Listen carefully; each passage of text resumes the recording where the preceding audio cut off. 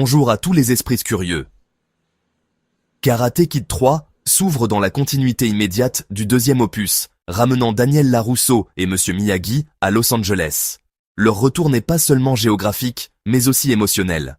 Ils reviennent chargés d'expérience, de blessures et d'espoirs renouvelés après leur aventure au Japon. Cette transition marque un passage subtil entre l'innocence de l'adolescence et la dureté du monde adulte, où chaque victoire semble précéder une nouvelle épreuve. À peine arrivés, ils sont confrontés à la perte brutale de leur foyer. Cette scène, d'une grande violence émotionnelle, symbolise la précarité de leur situation et la fragilité de leur bonheur. La maison, autrefois refuge, devient le théâtre d'une désillusion profonde, où chaque objet abandonné raconte une histoire de rupture et de vulnérabilité. Dépossédés de tout, Daniel et Miyagi choisissent de rebâtir à partir de rien, en ouvrant un magasin de bonsaïs. Ce choix n'est pas anodin. Le bonsaï, symbole de patience, de résilience et d'harmonie, incarne leur quête d'équilibre intérieur.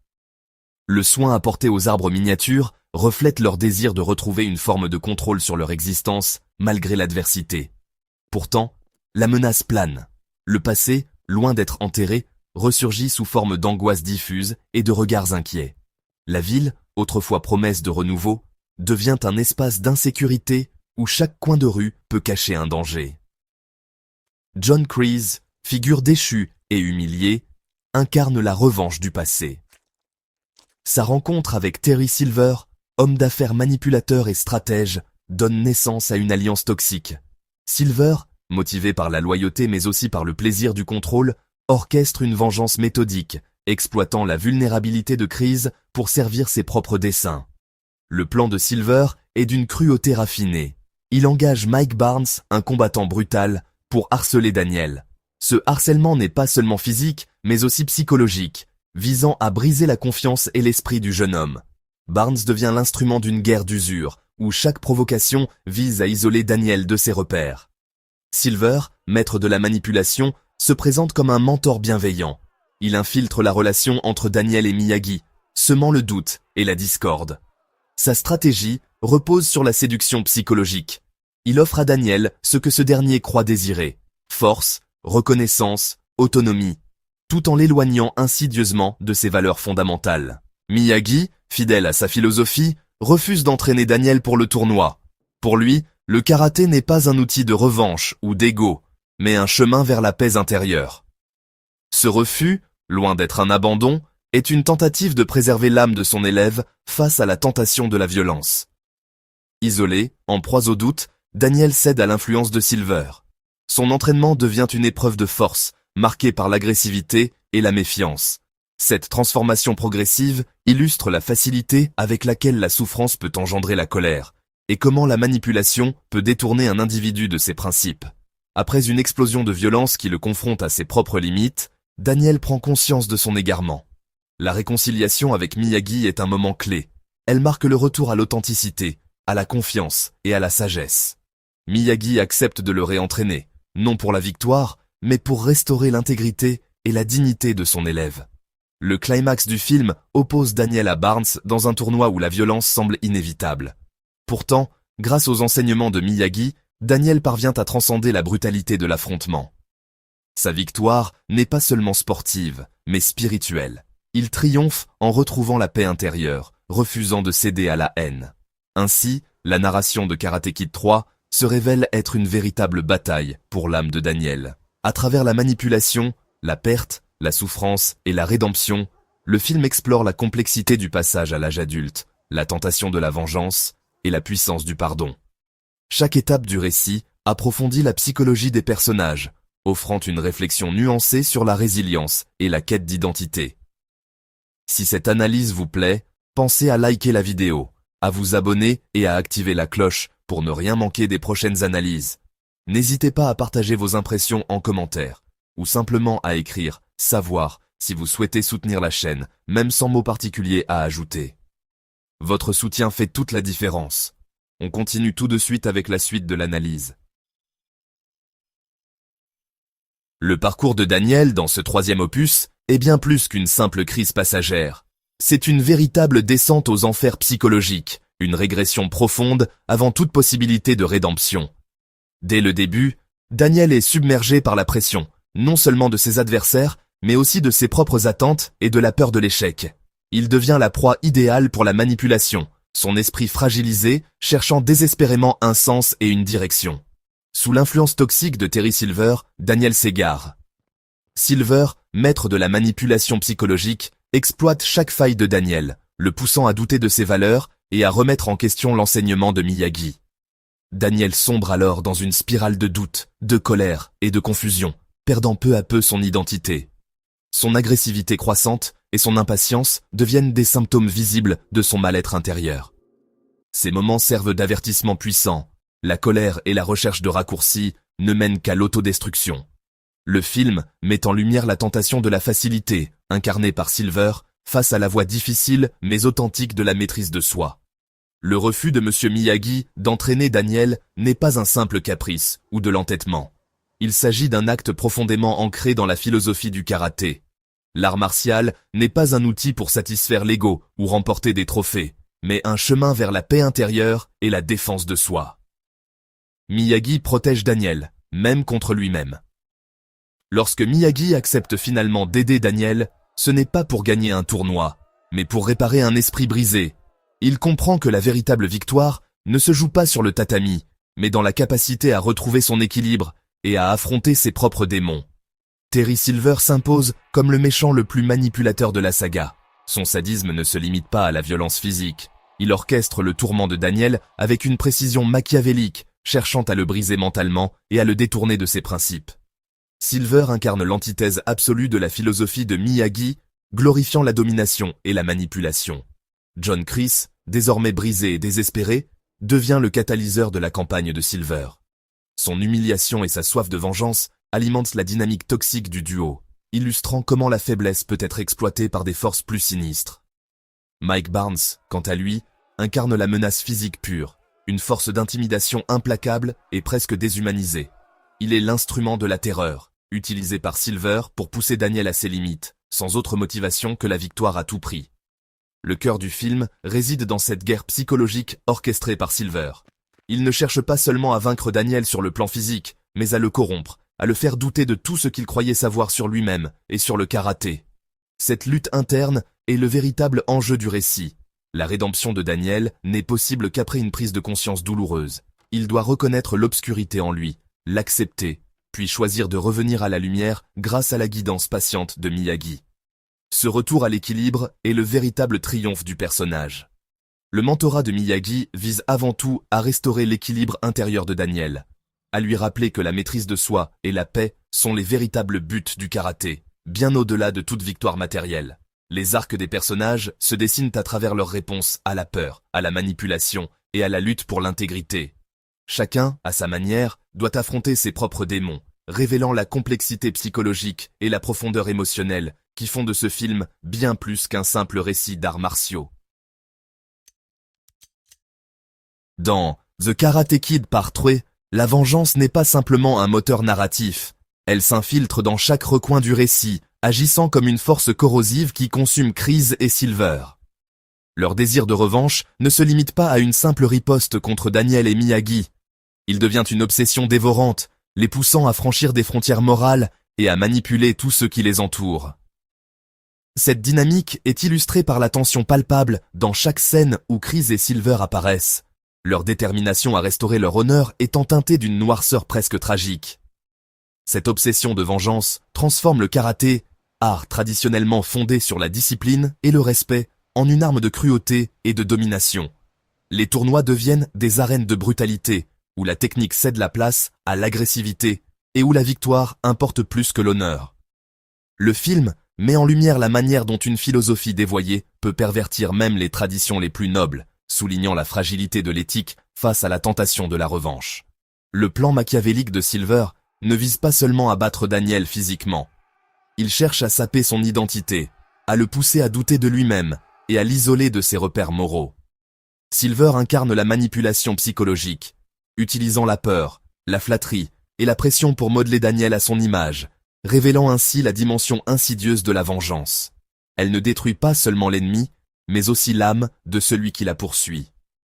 Face à cette spirale destructrice, Miyagi incarne l'intégrité absolue. il refuse de compromettre ses principes, même lorsque cela signifie perdre la confiance de Daniel ou risquer leur amitié. Sa force tranquille contraste radicalement avec la violence de Silver, illustrant que la véritable puissance réside dans la fidélité à ses valeurs, et non dans la domination de l'autre. Miyagi devient ainsi le pilier moral du récit, rappelant que l'honneur ne se négocie pas, même sous la pression. Le bonsaï, omniprésent dans l'univers de Miyagi, devient un symbole puissant de sa philosophie. Chaque arbre, patiemment taillé et soigné, reflète la nécessité de cultiver la force intérieure, la patience et l'harmonie avec soi-même. Le soin apporté au bonsaï est une métaphore de l'éducation de Daniel. Il ne s'agit pas de forcer la croissance, mais de guider, d'accompagner, et de respecter le rythme naturel de l'élève. Le retour de Daniel vers Miyagi marque un moment clé. C'est la réparation d'une confiance brisée, mais aussi la redécouverte de ses propres valeurs. Cette réconciliation n'est pas immédiate, elle exige de l'humilité, du pardon et une volonté de se confronter à ses erreurs. Le film souligne ainsi que l'intégrité n'est pas innée, mais se construit à travers l'épreuve et la remise en question. Le récit oppose deux figures de mentorat. Miyagi, qui enseigne l'équilibre, la discipline et la maîtrise de soi, et Silver, qui prône la force brute, la manipulation et la peur. Cette dualité met en lumière l'importance du guide dans la formation de l'individu et la responsabilité morale qui en découle. Silver, en tant que mentor toxique, offre à Daniel une illusion de puissance fondée sur la peur et l'agression. Il exploite les faiblesses de son élève, l'isolant pour mieux le contrôler. Cette dynamique met en garde contre les dangers d'un leadership autoritaire, où l'autorité se transforme en domination destructrice. Le véritable test pour Daniel n'est pas seulement physique, mais psychologique. Il doit affronter la peur que Silver instille en lui, une peur paralysante, qui menace de le priver de toute initiative. Le film explore ainsi la dimension intérieure du combat, où la victoire dépend avant tout de la capacité à surmonter ses propres démons. Le kata, enseigné par Miyagi, devient alors le salut de Daniel. Plus qu'une simple technique, il représente un retour à l'essence du karaté. La concentration, la respiration, la connexion entre le corps et l'esprit. Lors du match final, ce rituel permet à Daniel de se recentrer, de retrouver confiance et de transcender la peur. La victoire de Daniel ne résulte pas de l'agression, mais de la paix intérieure et de la maîtrise de soi. Le film insiste sur le fait que la véritable grandeur réside dans la retenue, le respect de l'adversaire et la fidélité à ses principes, même sous la pression extrême. En définitive, The Karate Kid Part 3 affirme que la vraie force ne réside ni dans la vengeance ni dans la haine, mais dans l'intégrité, la capacité à surmonter la peur et à rester fidèle à soi-même. Le film propose ainsi une réflexion profonde sur la nature du courage, du mentorat et de la rédemption, invitant chacun à cultiver la paix intérieure comme ultime victoire. Au cœur de Karate Kid Part 3, le conflit de Daniel LaRusso prend une dimension profondément éthique et psychologique. Déchiré entre la sagesse tranquille de la philosophie de Miyagi, fondée sur l'équilibre, la patience et la non-violence, et l'attrait toxique de la méthode Cobra Kai, Daniel se retrouve à la croisée des chemins. La pression constante exercée par ses pairs et par Terry Silver, maître manipulateur, pousse Daniel à remettre en question ses propres valeurs. Il cède, momentanément, à la tentation de l'agression, trahissant ainsi l'enseignement de Miyagi et ses principes personnels. Cette trahison n'est pas anodine. Elle plonge Daniel dans une profonde remise en question morale, où la honte devient un moteur de transformation. Parallèlement, la relation entre Silver et Chris révèle une loyauté pervertie, où la vertu est instrumentalisée au service du mal. Pour Mr. Miyagi, le dilemme est tout aussi complexe. Doit-il rester fidèle à ses convictions pacifiques, même si cela signifie risquer de perdre Daniel, happé par les ténèbres de la violence? Sa foi dans la non-violence est mise à l'épreuve par la réalité brutale du monde qui entoure son élève. L'inquiétude de Miyagi est palpable. Il observe Daniel s'éloigner, tiraillé entre l'envie d'intervenir et le respect du cheminement personnel de son élève. Finalement, il choisit d'agir, non pas pour imposer sa vision, mais pour offrir à Daniel une alternative morale et spirituelle. Miyagi recadre alors le combat. Il ne s'agit plus d'un simple affrontement pour un trophée, mais d'une véritable bataille pour l'âme de Daniel. Le tournoi devient le théâtre d'une lutte intérieure, où chaque coup porté ou retenu a une signification morale profonde. Mike Barnes, sous les ordres de Silver et Chris, incarne la cruauté pure. Il ne cherche pas seulement à gagner, mais à briser Daniel physiquement et mentalement. Cette escalade de violence met Daniel face à un choix crucial, répondre à la haine par la haine ou résister à la tentation de devenir comme ses adversaires. La réponse de Daniel est un acte de courage moral. Il choisit la voie du kata, de la discipline et du contrôle de soi. Sa victoire ne réside pas seulement dans le résultat du match, mais dans sa capacité à rester fidèle à lui-même, à ne pas céder à la violence gratuite. Ce triomphe valide la philosophie du Miyagi-Do. La véritable force réside dans la maîtrise de soi, la compassion et la paix intérieure. Le climax du film n'est pas seulement une victoire sportive, mais un triomphe moral et spirituel. Ainsi, Karate Kid Part 3 nous rappelle que la discipline, la fidélité à ses valeurs et la paix intérieure l'emportent toujours sur la force brute et la corruption morale. Dans Karate Kid, partie 3, le réalisateur John J. Avildsen construit un langage visuel méticuleusement élaboré, où chaque élément de la mise en scène, de la photographie et du motif est soigneusement orchestré pour servir à la fois le récit et le parcours émotionnel de ses personnages. La narration visuelle du film n'est pas simplement décorative, elle est une force dynamique qui façonne notre compréhension du pouvoir, de la vulnérabilité et de la transformation. Plongeons plus profondément dans la manière dont ces outils cinématographiques sont utilisés pour créer une expérience riche et immersive. La mise en scène est un communicateur subtil mais puissant des dynamiques de personnages et des états psychologiques. Dans le dojo Cobra Kai, l'agencement spatial est rigide et hiérarchique. Terry Silver et John Kreese sont souvent placés au-dessus ou devant Daniel, leur présence imposante soulignant leur manipulation psychologique et l'atmosphère oppressante. Les lignes géométriques du dojo et l'éclairage dur renforcent encore ce sentiment de contrôle et d'intimidation. À l'opposé, les scènes entre Daniel et Monsieur Miyagi sont mises en scène avec un sentiment d'équilibre et d'intimité. Ils sont fréquemment montrés côte à côte, ou avec Miyagi guidant doucement les mouvements de Daniel, exprimant visuellement la confiance, le mentorat et la base nourricière de leur relation. La proximité physique et le langage corporel ouvert dans ces scènes invitent le spectateur à entrer dans leur lien, rendant les moments de conflit ou de séparation d'autant plus poignants. La photographie du film est une véritable leçon de manipulation émotionnelle et d'immersion narrative. Avildsen utilise une grande variété de techniques de caméra pour extérioriser les luttes intérieures de Daniel. Les plans en contre-plongée, notamment ceux mettant en scène les antagonistes comme Silver et Chris, exagèrent leur menace et leur domination, rendant Daniel physiquement et émotionnellement diminué. À l'inverse, les plongées sont réservées au moment où Daniel est le plus vulnérable, comme lors de ses crises de confiance ou lorsqu'il est isolé de son entourage. Les gros plans prolongés sur le visage de Daniel lors de moments de doute ou de douleur sont particulièrement efficaces, permettant au public de percevoir les subtiles variations de son état émotionnel. Peur, détermination, confusion, sans qu'un mot ne soit prononcé. Les plans en travelling, comme celui qui suit Daniel dans une ruelle brumeuse, ne sont pas seulement visuellement marquants, ils placent le spectateur directement dans la peau de Daniel, accentuant le sentiment d'incertitude et le voyage métaphorique à travers l'obscurité vers la découverte de soi. L'éclairage est manié avec une précision picturale, chaque scène étant illuminée selon ses besoins émotionnels et thématiques. Le dojo Cobra Kai est constamment baigné d'une lumière froide et fluorescente, qui crée non seulement un environnement stérile et intimidant, mais le distingue visuellement de la chaleur du monde de Miyagi. Cet éclairage dur accentue l'architecture angulaire du dojo, reflétant la philosophie rigide et impitoyable de Cobra Kai. À l'inverse, les scènes avec Monsieur Miyagi sont baignées d'une lumière douce et naturelle, souvent à l'heure dorée, conférant à ces moments une sensation de paix, de sagesse et d'espoir. L'utilisation du clair-obscur, notamment dans les scènes avec Terry Silver, est particulièrement remarquable. Son visage est souvent partagé entre lumière et ombre, métaphore visuelle de sa duplicité et de l'ambiguïté morale qu'il apporte à l'histoire. Ce jeu d'ombre et de lumière n'est pas qu'esthétique, il sert de raccourci visuel à l'exploration du bien et du mal, de la clarté et de la confusion par le film. La palette de couleurs du film est une extension soigneusement choisie de ses préoccupations thématiques.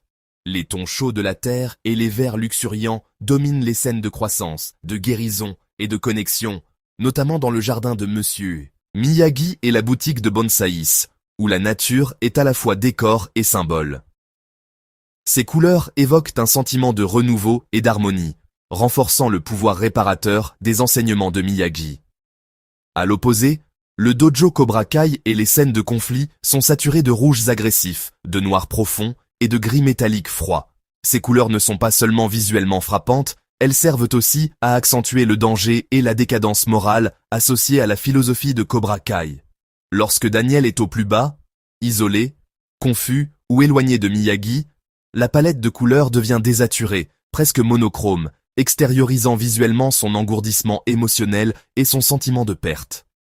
Cette utilisation nuancée de la couleur approfondit l'engagement émotionnel du spectateur, rendant le parcours de Daniel vers l'équilibre et l'acceptation de soi d'autant plus marquant. La composition des plans est un autre outil sophistiqué dans l'arsenal visuel d'Avildsen. Le cadrage symétrique est réservé aux moments de clarté, d'équilibre ou de prise de conscience. Daniel, centré dans le cadre, entouré d'espaces négatifs, communique visuellement ses moments de lucidité ou de paix. Ces compositions évoquent un sentiment d'ordre et d'harmonie, coïncidant souvent avec des percées dans l'évolution personnelle de Daniel. À l'inverse, les scènes de confrontation sont marquées par des compositions décentrées et l'utilisation stratégique de l'espace négatif, ce qui accentue le malaise et la tension ressentie par le spectateur. Ce déséquilibre visuel reflète le tumulte psychologique de Daniel, permettant au public de ressentir son anxiété et son incertitude. Le motif récurrent du bonsaï, apparaissant au premier plan comme à l'arrière-plan, en gros plan comme en plan large, sert de rappel visuel constant des thèmes centraux du film, la résilience, la patience et la possibilité de renouveau même dans l'adversité. Les motifs visuels sont tissés tout au long du film avec une remarquable cohérence et profondeur. Le bonsaï, en particulier, est bien plus qu'une image récurrente, c'est une métaphore vivante du parcours de Daniel. Chaque fois que Daniel s'occupe d'un bonsaï, cela reflète son propre processus de croissance. La taille minutieuse, la patience requise, les revers et les reprises. Les mains de Monsieur Miyagi façonnant un bonsaï font écho à son rôle de mentor auprès de Daniel, le guidant avec une force douce. Les miroirs et les reflets constituent un autre motif puissant, utilisé pour extérioriser le conflit intérieur de Daniel. Les plans où Daniel affronte son propre reflet ne sont pas de simples effets visuels, ce sont des moments d'introspection, où il doit faire face à ses peurs, ses doutes, et en fin de compte, à sa capacité de changement. Ces rappels visuels créent un sentiment de cohésion et de progression, renforçant l'arc narratif du film. Finalement, l'interaction entre la mise en scène, la photographie et les motifs visuels élève le film au-delà d'un simple récit initiatique. Chaque image est empreinte d'intention. La façon dont les personnages sont positionnés, la qualité de la lumière, la palette de couleurs et la récurrence des images symboliques travaillent ensemble pour immerger le spectateur dans le monde de Daniel. La réalisation d'Avildsen garantit que le langage visuel n'est pas qu'un décor, mais un acteur à part entière du récit, façonnant nos réponses émotionnelles, approfondissant notre compréhension des personnages et rendant les luttes et triomphes de Daniel immédiats, authentiques et profondément humains. Cette attention méticuleuse aux détails visuels confère au film sa puissance durable, en faisant une œuvre marquante de la saga, tant sur le plan narratif qu'artistique. La partition de Bill Conti ne se contente pas d'accompagner le film, elle en façonne véritablement le paysage émotionnel, guidant le spectateur à travers chaque nuance du récit. Dès les premières mesures, Conti établit une identité sonore qui distingue ce troisième opus, tout en restant fidèle à l'ADN musical de la saga. Le thème doux de Miyagi, construit autour de motifs pentatoniques et d'arrangements orchestraux épurés, incarne l'harmonie, la sagesse et la paix intérieure. Cette mélodie, souvent jouée aux cordes ou à la flûte, évoque la philosophie zen et la connexion profonde entre maître et élève. À l'opposé, les motifs électroniques associés à Terry Silver introduisent une tension palpable. Conti utilise ici des synthétiseurs analogiques, des textures métalliques et des rythmes syncopés pour signaler le danger et l'intrusion d'une énergie toxique dans l'univers de Daniel. La musique évolue constamment, passant de l'optimisme lumineux à l'obscurité et à l'agressivité. Cette transition sonore reflète la descente progressive de Daniel dans le doute et la colère, chaque changement d'harmonie ou de tempo accompagnant ses états d'âme. Les variations du thème de Daniel illustrent son parcours intérieur, oscillant entre la confiance, la confusion et la recherche de repères. Conti module subtilement les orchestrations pour accompagner chaque étape de cette évolution. Les scènes de Silver sont soulignées par des synthétiseurs sinistres, des basses grondantes et des motifs rythmiques martelés, traduisant la manipulation et la menace constante qu'il représente. La musique devient un outil de domination psychologique, accentuant la toxicité de son influence. La musique de Cobra Kai, quant à elle, est dure, percussive, presque martiale. Les percussions, les cuivres et les rythmes syncopés évoquent la brutalité, la discipline rigide et l'esprit de compétition sans pitié du dojo. Les chansons pop, soigneusement sélectionnées, séduisent Daniel et le public, créant une atmosphère de légèreté trompeuse lors de son entraînement initial avec Silver. Ces morceaux, aux mélodies accrocheuses et aux rythmes entraînants, masquent la gravité de la situation et offrent un contraste saisissant avec la noirceur sous-jacente. Cette juxtaposition sonore crée un faux sentiment d'autonomisation, où la montée en puissance de Daniel semble positive, alors qu'elle l'éloigne de ses valeurs fondamentales. Conti joue habilement sur les attentes du spectateur, utilisant la musique pour manipuler les émotions et souligner la dualité du parcours de Daniel. La conception sonore contraste la brutalité du dojo de Silver, où chaque bruit, chaque note, semble peser lourdement, avec la tranquillité du monde de Miyagi, où le silence et la nature sont aussi éloquents que la musique. Dans l'univers de Miyagi, la musique se fait discrète, presque méditative, invitant à la réflexion et à l'apaisement. Ce contraste sonore renforce la dichotomie entre violence et sagesse, entre agitation et sérénité. Lors du tournoi, le rugissement du public et la cacophonie orchestrale deviennent accablants, traduisant la pression extrême qui pèse sur Daniel. La musique amplifie la confusion et l'intensité du moment. Mais alors que Daniel se recentre, le tumulte sonore s'efface progressivement, laissant émerger le thème de Miyagi. Cette réintroduction musicale signale un basculement intérieur, un retour aux sources et à la sagesse. Le thème de Miyagi, joué avec une délicatesse nouvelle, accompagne la transformation de Daniel, marquant la victoire de l'authenticité sur la manipulation. La victoire finale est ponctuée par une reprise triomphale du thème principal, enrichie d'arrangements plus amples et de cuivres éclatants, procurant une catharsis émotionnelle au spectateur. Tout au long du film, la musique de Conti devient une véritable bataille entre les philosophies, celle de la violence et de la domination, contre celle de la paix et de la maîtrise de soi. Par ses choix harmoniques, ses textures et ses contrastes, Conti renforce le conflit central du film, faisant de la bande-son un personnage à part entière, essentiel à l'expérience émotionnelle du spectateur. Dès le départ, la production de The Karate Kid Part 3 s'inscrit dans une logique de rentabilisation du succès phénoménal de la franchise. John J. Avildsen, déjà réalisateur des 2 premiers volets, revient à la barre, mais cette fois dans un contexte où la pression du studio se fait sentir à chaque étape. Columbia Pictures, soucieuse de préserver la formule qui avait fait ses preuves, impose une structure narrative familière, limitant ainsi la marge de manœuvre créative de l'équipe. Initialement, les scénaristes envisagent un préquel centré sur la jeunesse de Miyagi, une approche ambitieuse qui aurait pu renouveler la saga. Mais face à la réticence du studio, ce projet est abandonné au profit d'une nouvelle intrigue de tournoi, jugée plus bankable. Ce choix entraîne de nombreux compromis créatifs, générant des tensions entre les aspirations artistiques du réalisateur et les impératifs commerciaux du studio.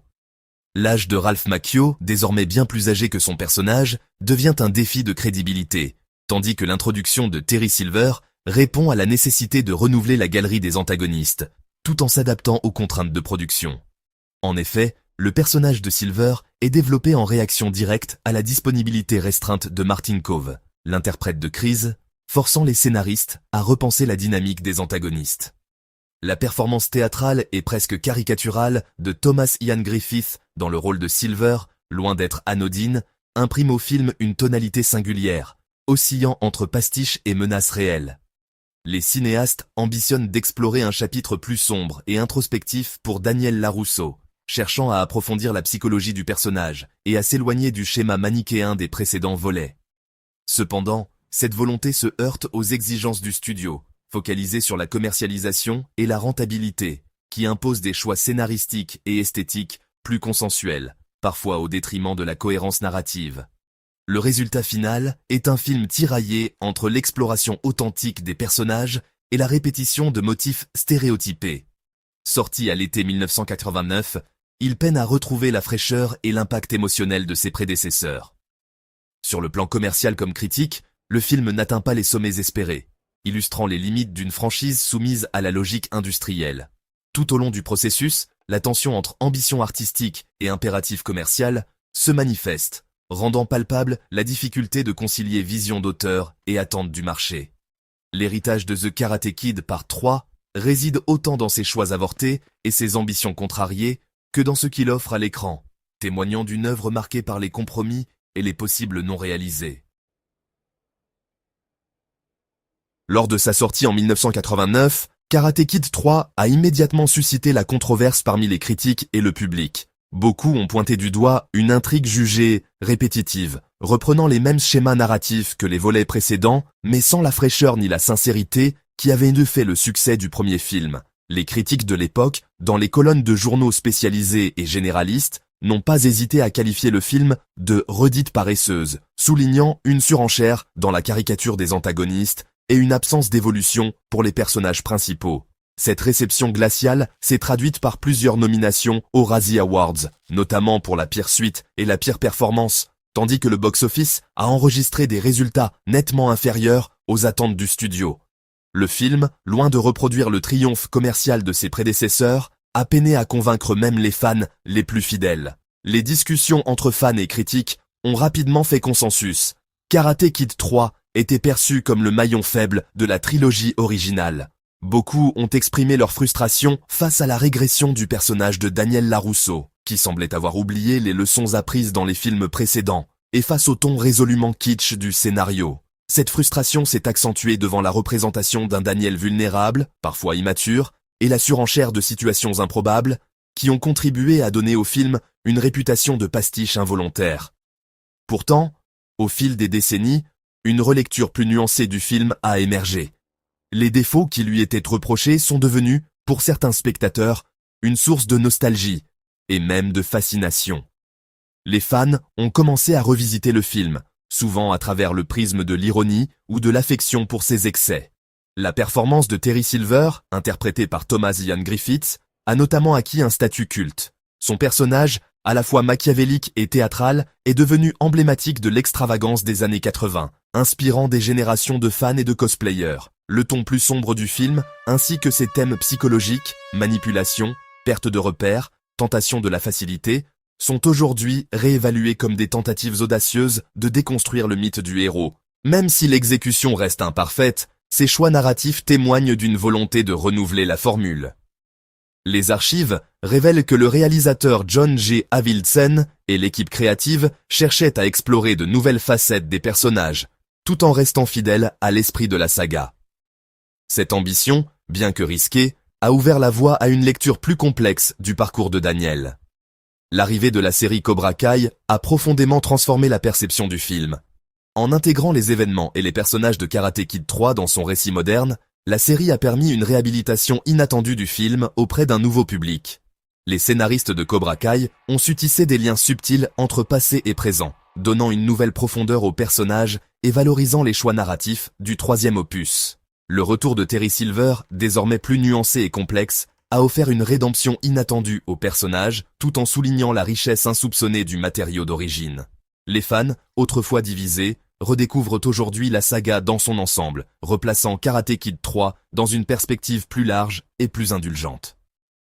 Autrefois rejeté, le troisième volet est désormais reconnu comme un chapitre crucial, certes imparfait et étrange, mais essentiel à la compréhension de l'évolution de la franchise. Il a, en quelque sorte, préparé le terrain pour la renaissance de l'univers Karate Kid, en posant les bases de thématiques qui seront pleinement exploitées des décennies plus tard. Son héritage est celui de la réinvention et de la persévérance, illustrant la capacité d'une œuvre à se transformer au fil du temps et à trouver une nouvelle pertinence.